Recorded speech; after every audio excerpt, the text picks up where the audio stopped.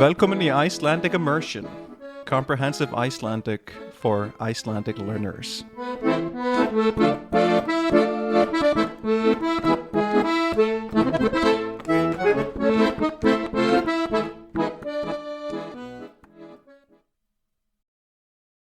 Góðan dag og vertu velkomin í þátt númer 97 af þessu hlaðvarpi. Í dag datt mér í hug að tala eitthvað sem nemandi minn spurði mig nýlega út í, en það var þó alls ekki í fyrsta skipti sem ég hef verið spurður út í þetta.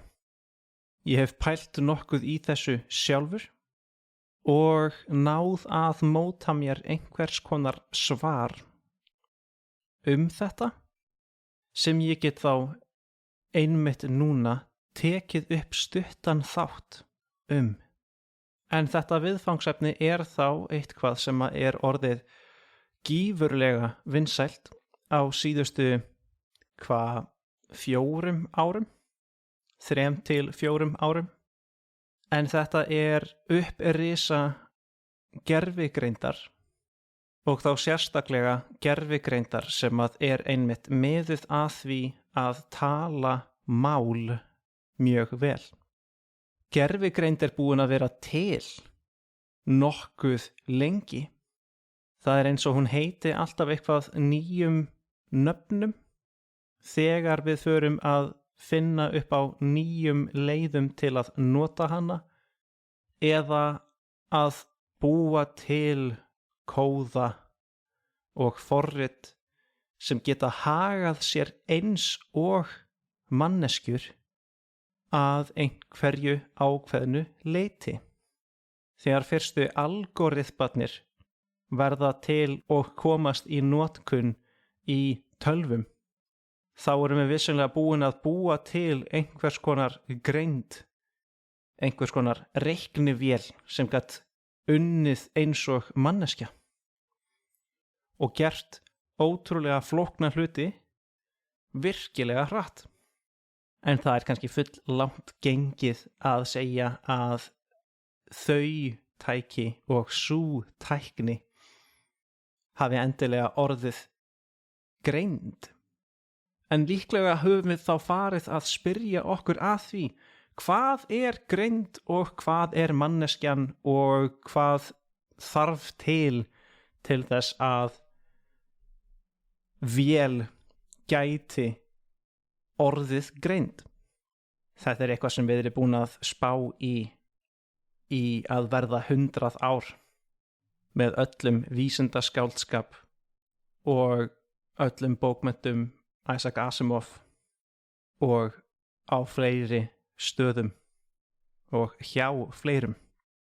En burt séð frá heimspekinni þá er margt búið að gerast og ég man þegar ég er í menntaskóla, þannig fyrir svona 10 til 15 árum, þá vorum við að nálgast að vera komin með það sem heitir gervigreind, sem var kallað það þegar að vél eða forrit nær að læra af mistökum sínum og standa sig betur og betur í gegnum eins konar kynslóðir.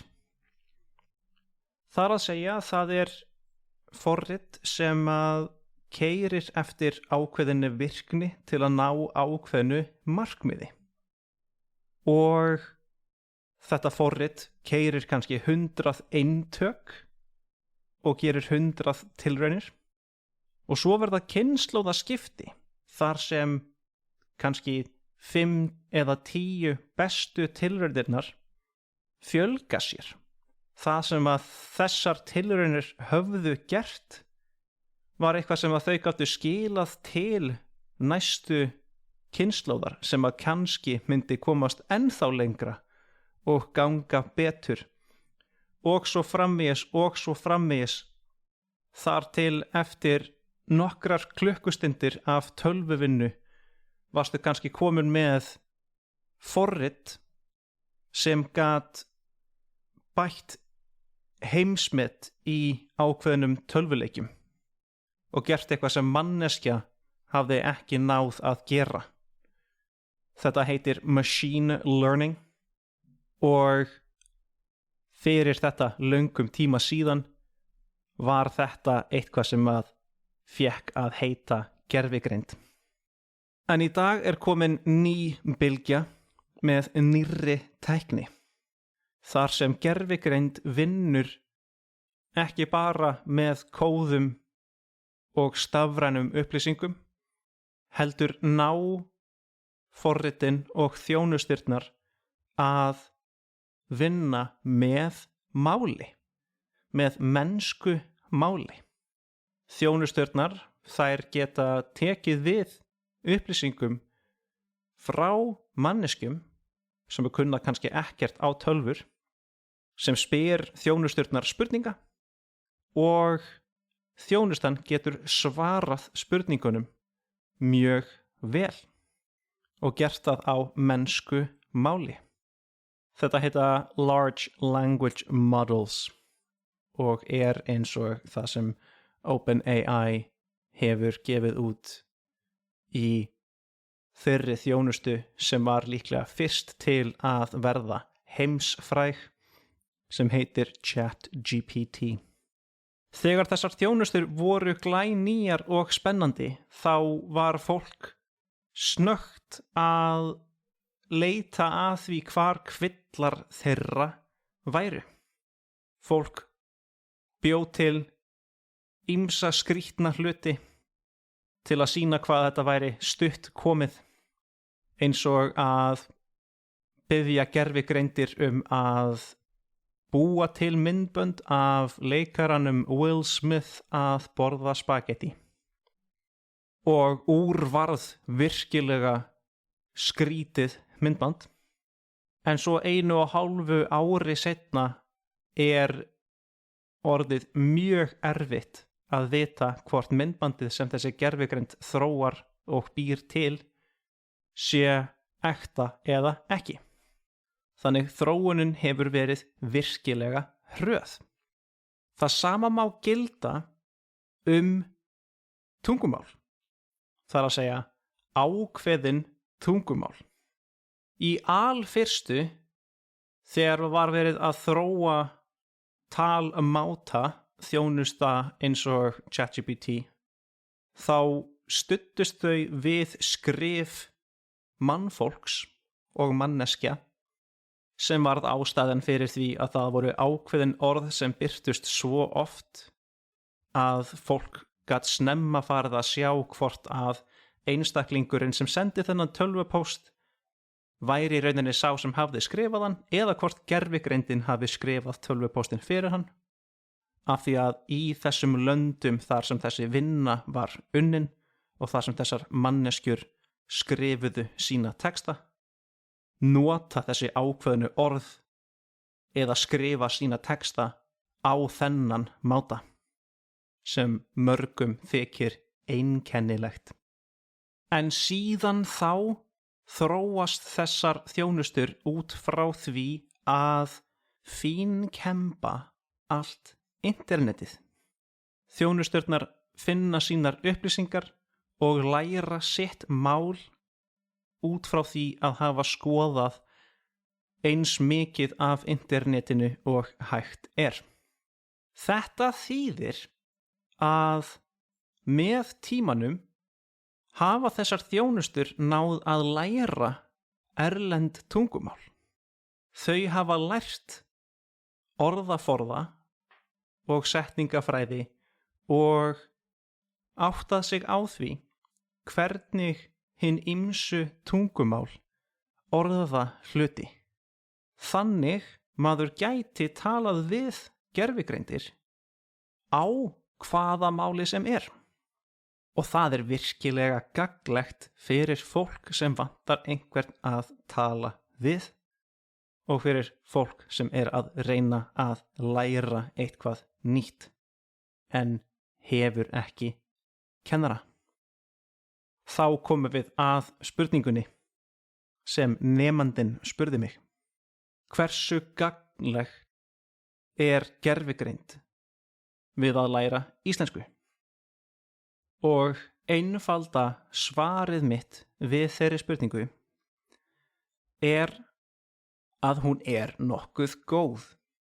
Það er mjög margt sem gervigreindin hefur náð að temja sér með því að skoða það og sjá hvernig íslenskan hefur verið skrifuð á netinu. Gervigreindin orðar hluti yfirleitt nokkuð vel og getur sett fram texta sem eru mjög skiljanlegir. Ég hef ekki náð að safna nægri reynslu af því að nota gervigreind á íslensku til að geta sagt til hvort gervigreindin sé jafn góð á íslensku og hún er á ensku að breyta tón í texta, eins og til dæmis að geta gert texta háfleygari eða alvarlegri af því að hann er texti sem fer í vinnutengdan tölvupóst, frekar en að þú sért að svara vinum þínum á mjög afslappaðan máta að þú komist á barinn með þeim á fimmtudagskvöld. Þannig ég hef ekki prófað það, en miðað við hversu einfalt það virðist vera fyrir gervigreindir að gera það á ensku, þá hlýtur það sama að gilda allavega að vissu leyti á íslensku. Það sem gervigreindin getur rosa illa er að útskýra málfræði rétt. Ég hef reynt að láta gervigreindina koma með dæmi útskýringar á ákveðnum viðfangsefnum innan íslenskrar málfræði. Ég gerði það til þess að í fyrsta lagi prófa það hvort það væri rétt svar, en líka til að sjá hvort að það væri kannski til enn önnur leið til að útskýra viðfangsefnið.